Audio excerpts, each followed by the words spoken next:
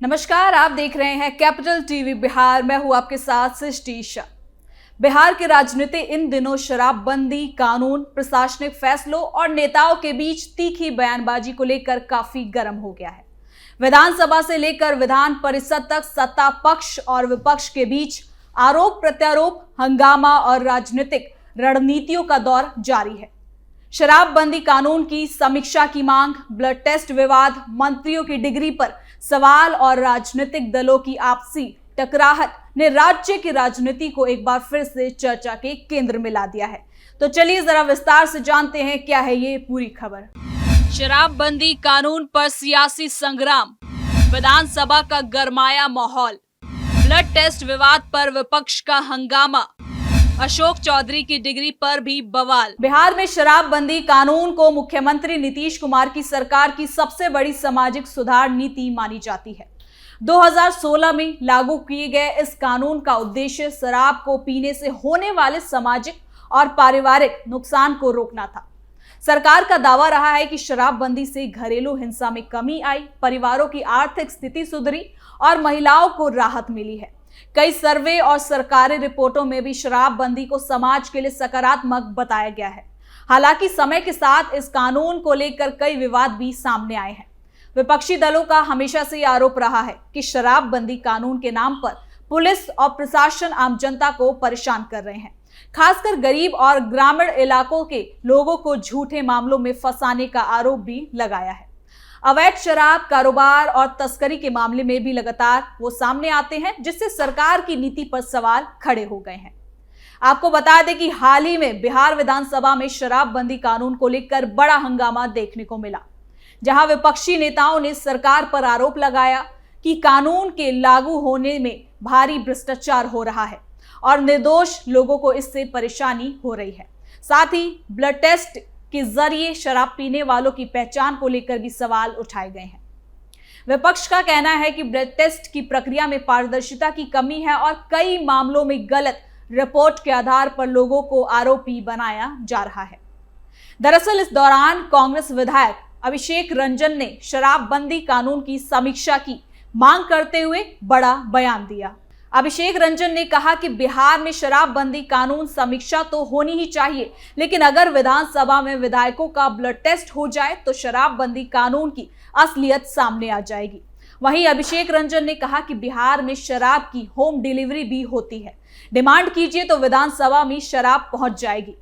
कांग्रेस विधायक के इस बयान से विधानसभा में माहौल गर्मा गया है। सत्ता पक्ष विधायकों ने जमकर विधायकों पर निशाना साधा है, तो वहीं आरजेडी विधायक भाई वीरेंद्र ने विधानसभा में सरकार पर तीखा हमला बोलते हुए कहा कि शराबबंदी कानून का इस्तेमाल राजनीतिक हथियार के रूप में किया जा रहा है।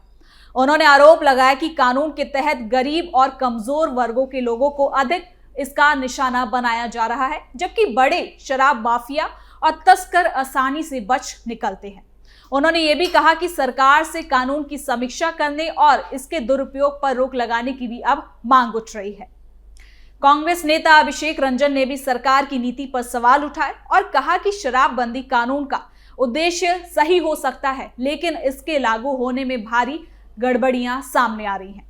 उन्होंने कहा कि पुलिस और प्रशासन की मनमानी से आम जनता परेशान है और सरकार को इस पर गंभीरता से विचार करना चाहिए। बीजेपी सांसद रामकृपाल यादव ने भी इस मुद्दे पर बयान देते हुए कहा कि शराबबंदी कानून की समीक्षा जरूरी है, ताकि निर्दोष लोगों को परेशान ना होना पड़े और असली अपराधियों पर सख्त से सख्त कार्रवाई हो सके।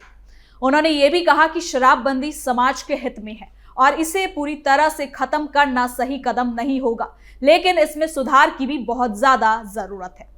तो वहीं इसी बीच बिहार विधानसभा परिषद में भी बड़ा विवाद खड़ा हो गया है, जहां ग्रामीण कार्य मंत्री अशोक चौधरी की एजुकेशनल डिग्री को लेकर सवाल उठाए गए हैं। आरजेडी के एक एमएलसी ने आरोप लगाया कि मंत्री की डिग्री फर्जी है और उन्होंने गलत जानकारी देकर पद को हासिल किया है। इस बयान के बाद सदन में तीखी बहस शुरू हो गई है और सत्ता पक्ष और विपक्ष के बीच जोरदार नोकझोंक भी हो रही है। आपको बता दें कि मंत्री अशोक चौधरी ने आरोपों को पूरी तरीके से खारिज करते हुए कहा कि उनके खिलाफ लगाए गए आरोप राजनीतिक साजिश है। उन्होंने कहा कि उनकी शिक्षा से जुड़े सभी दस्तावेज बिल्कुल सही हैं और विपक्ष बिना सबूतों के ये आरोप लगा रहा है। मंत्री ने आरोप लगाने वाले नेता से माफी और इस्तीफे की भी अब मांग की है, जिससे राजनीतिक विवाद और ज्यादा बढ़ गया है। तो वहीं इस मुद्दे पर नीतीश कुमार और लालू प्रसाद यादव के समर्थक नेताओं के बीच भी बयानबाजी का दौर तेज हो गया है। सत्ता पक्ष ने विपक्ष पर बेबुनियादी आरोप लगाने का आरोप लगाया, जबकि विपक्ष ने सरकार पर सबूतों को छिपाने और सवालों से बचने का आरोप लगाया है। इसी दौरान जेडीयू के भीतर शराबबंदी कानून की समीक्षा को लेकर चर्चा तेज हो गई। पार्टी के कुछ नेताओं ने कहा कि कानून में सुधार की जरूरत है ताकि इसका गलत इस्तेमाल ना हो सके और आम जनता को राहत भी मिल सके। जेडीयू ने साफ किया कि शराबबंदी कानून को पूरी तरह से खत्म करने का कोई प्रस्ताव नहीं है, लेकिन कानून के लागू होने में सुधार और समीक्षा पर विचार किया जा रहा है। तो वहीं जेडीयू नेताओं ने यह भी कहा कि शराबबंदी समाज सुधार की दिशा में एक बड़ा कदम है और इसे वापस लेना गलत संदेश होगा। साथ ही पार्टी का दावा है कि शराबबंदी से महिलाओं और बच्चों को काफी लाभ हुआ है और समाज में भी एक सकारात्मक बदलाव देखने को मिला है। आपको बता दें कि जेडीयू ने तेजस्वी यादव और विपक्ष पर हमला करते हुए कहा कि विपक्ष सिर्फ राजनीतिक फायदा उठाने के लिए शराबबंदी मुद्दे को उठा रहा है। जेडीयू का कहना है कि विपक्ष सत्ता में रहते हुए शराबबंदी लागू करने का साहस नहीं दिखा सका और अब सरकार की नीति पर सवाल उठा रहा है। पार्टी नेताओं ने यह भी कहा कि शराबबंदी को कमजोर करने की कोशिश समाज के हित में नहीं और सरकार इस नीति को और मजबूत करने के लिए जिम्मेदार है। तो वहीं तेजस्वी यादव और आरजेडी नेताओं ने सरकार पर पलटवार करते हुए कहा कि शराबबंदी कानून सिर्फ कागजों पर सफल दिखाया जा रहा है, जबकि जमीन पर अवैध शराब कारोबार तेजी से बढ़ रहा है। विपक्ष का दावा है कि जहरीली शराब से कई लोगों की मौत हुई है और सरकार इस पर नियंत्रण पाने में असफल हो रही है। लेकिन इसी दौरान आरजेडी नेता तेजस्वी यादव ने कहा कि नीतीश सरकार को कानून की समीक्षा करनी चाहिए और आम जनता को परेशान करने वाली धाराओं में बदलाव भी करना चाहिए।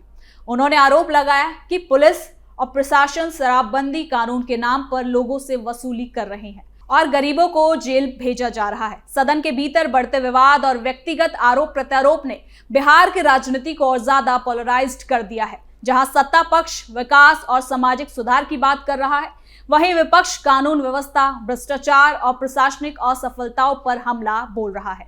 आपको बता दें कि शराबबंदी कानून की समीक्षा को लेकर जनता के बीच भी कुछ मिलीजुली राय देखने को मिल रही है, जिसमें कुछ लोग मानते हैं कि शराबबंदी से समाज में अच्छा बदलाव आया है और परिवारों के हालात में भी काफी सुधार देखने को मिला है।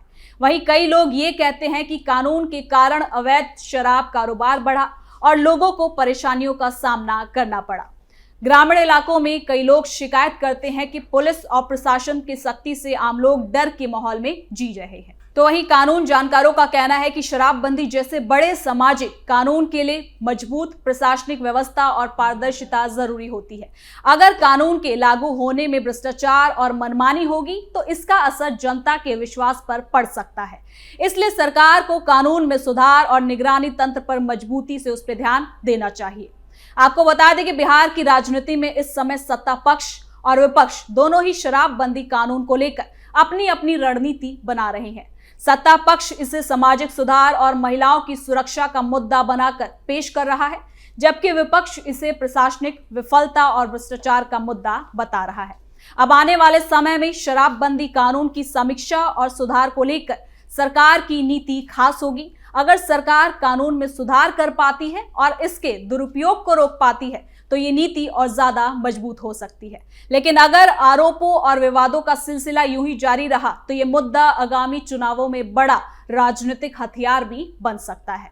यानी कि कुल मिलाकर बिहार में शराबबंदी कानून, राजनीतिक आरोप प्रत्यारोप और सदन के भीतर बढ़ते टकराव ने सियासी तापमान को काफी ज्यादा बढ़ा दिया है।